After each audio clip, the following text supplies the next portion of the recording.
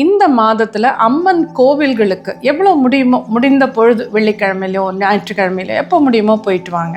சில அம்மன் கோவில்களில் இந்த கூழ் ஊற்றுவாங்க, அந்த மாதிரிலாம் நடக்கும். உங்கள் வீட்டு பக்கத்தில் என்ன நடக்குதோ முடிஞ்சால் போய் கலந்துக்குங்க. முடிஞ்சால் நீங்களும் பார்ட்டிசிபேட் பண்ணுங்கள். இதெல்லாம் பண்ணலாம்.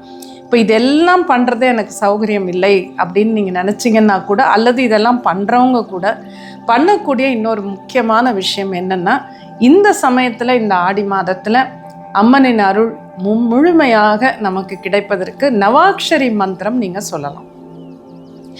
ஐம் ஹ்ரீம் க்ளீம் சாமுண்டாயே விச்சே, இதுதான் அந்த மந்திரம். இது முன்னையே நான் ரொம்ப விளக்கமாக வீடியோ போட்டிருக்கேன், தமிழில் ஆங்கிலத்தில் அதனோட எக்ஸ்ப்ளனேஷன். அது மட்டும் இல்லை, இந்த மந்திரம் 108 முறை என்னுடைய குரலில் யூடியூப்லேயே இருக்குது. அதனால் இந்த மந்திரம் முன்னாடி ஓம் இருக்காது. ஐம் ஹ்ரீம் க்ளீம் சாமுண்டாய விச்சேன்னு 10 ஓம் வந்தால் 10 அக்ஷரங்கள் ஆகிடும். அது இல்லாமல் சொல்லும்போது தான் 9 அக்ஷரங்கள். ரொம்ப பவர்ஃபுல்லான மந்திரம்.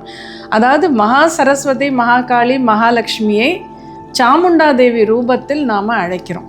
அப்போ அது என்ன பண்ணுன்னா, இந்த மந்திரம் 108 முறை சொல்லும்போது நம்மை பாதிக்கக்கூடிய தீய சக்திகள் எல்லாம் உடைத்து நல்ல சக்தியை நமக்கு தரும்.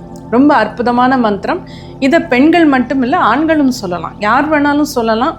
அது அம்பாளுடைய ஒரு உத்தரவின் பேரில் தான் அதை நான் பொதுவாக அந்த மாதிரி ஒரு வீடியோ பண்ணி போட்டது. ஏன்னா அது எல்லாரும் சொல்லு அப்படின்னு சொன்னதுனால தான். இந்த காலகட்டத்தில் தீய சக்திகள் நிறைய பரவி இருக்கும் சமயத்தில் நாமெல்லாம் இந்த மந்திரம் சொன்னோன்னா எவ்வளோ அற்புதமாக இருக்கும், எவ்வளோ நல்ல அதனுடைய பலன் கிடைக்கும்னு நினச்சி பாருங்கள்.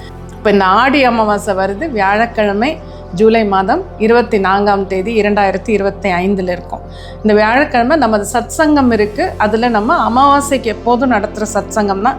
ஆடி அமாவாசைங்கும் போது இன்னும் கொஞ்சம் சிறப்பு.